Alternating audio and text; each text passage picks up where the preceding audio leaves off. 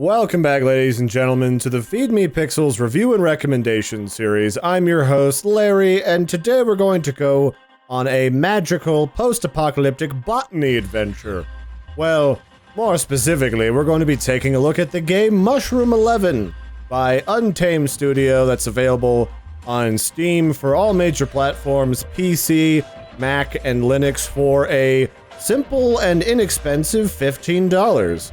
And Mushroom 11 is it's a strange and very unique action adventure sort of platforming game that takes us into the far-flung future, uncertain of what ended the world, but the world is, for all intents and purposes, ended, and you have to control a strange microbial beastie. So what sort of gameplay does a game focused on controlling a semi-sentient form of slime mold have? Well, Mushroom 11 focuses on controlling a undulating, gigantic mass of slime and fungus in order to solve various environmental puzzles like trying to hook on to random meat hooks or activate some biometric sensors intended originally for humans, or even to consume the few living inhabitants of this post-apocalyptic wasteland in order to defeat bosses, activate different gates, or just achieve the high score for any given level.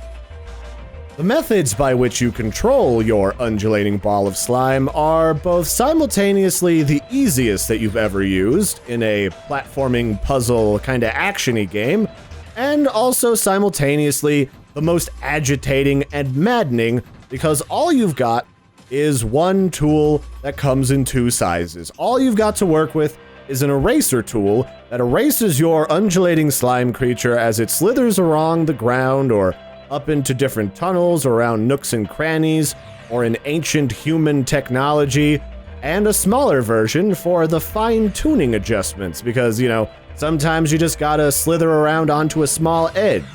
And while that sounds pretty easy at the get-go, where you have some very basic puzzles that you have to get around, it very quickly evolves into a split-second decision-making puzzle where you've got to simultaneously time a jump or activating a weird slaughterhouse machine, while also doing like a quick maneuver to avoid lava, to avoid radiation poisoning, or any number of different critters and obstacles in this game that can consume your slime and burn it away from the inside. But I gotta say, there are a lot of really fun puzzles to solve in this game, and while the controls seem very silly and almost kind of comical at first, you really have to warp your mind in order to slither around multiple obstacles, to split your slime mold into multiple sections in order to solve a multifunctional puzzle where you gotta have half of yourself in one spot and half of yourself in another.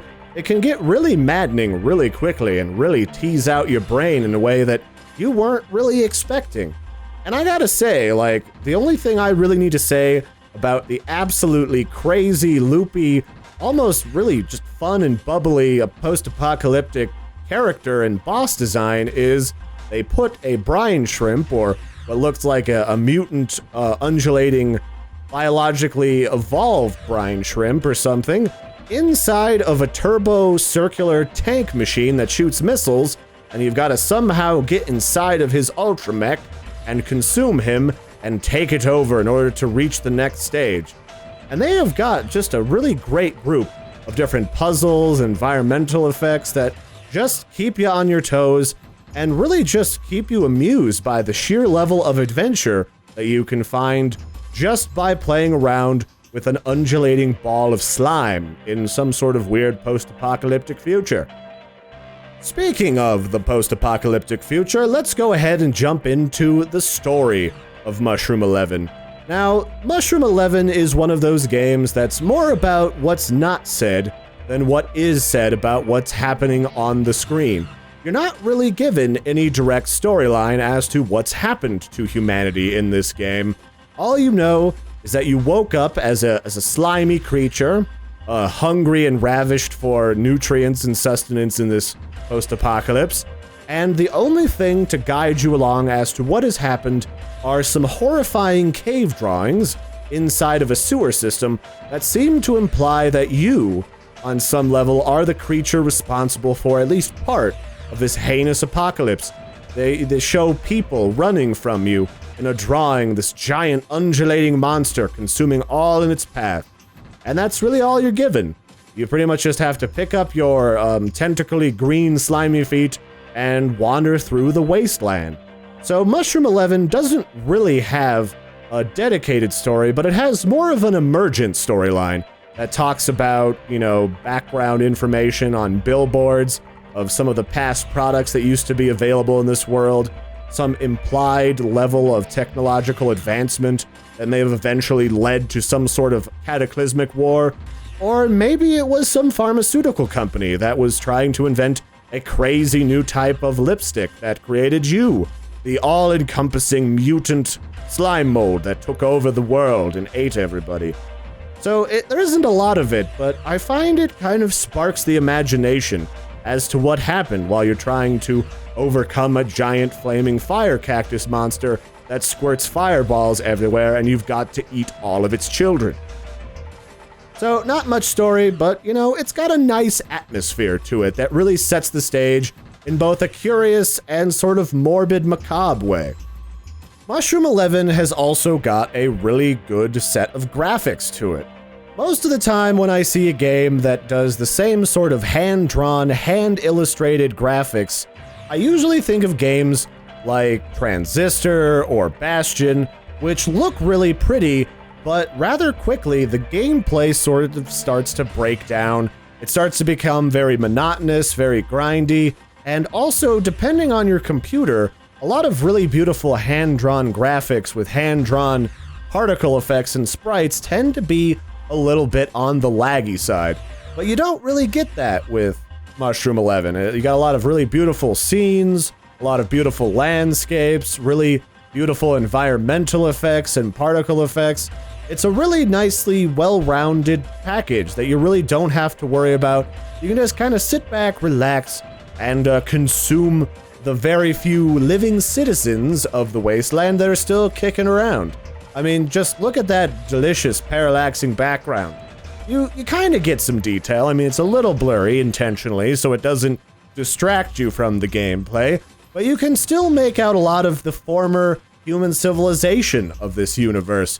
They were highly industrialized, they had automated farms and pharmaceuticals and all sorts of stuff, and it's all very emergent storytelling and gameplay, and it's pretty beautiful.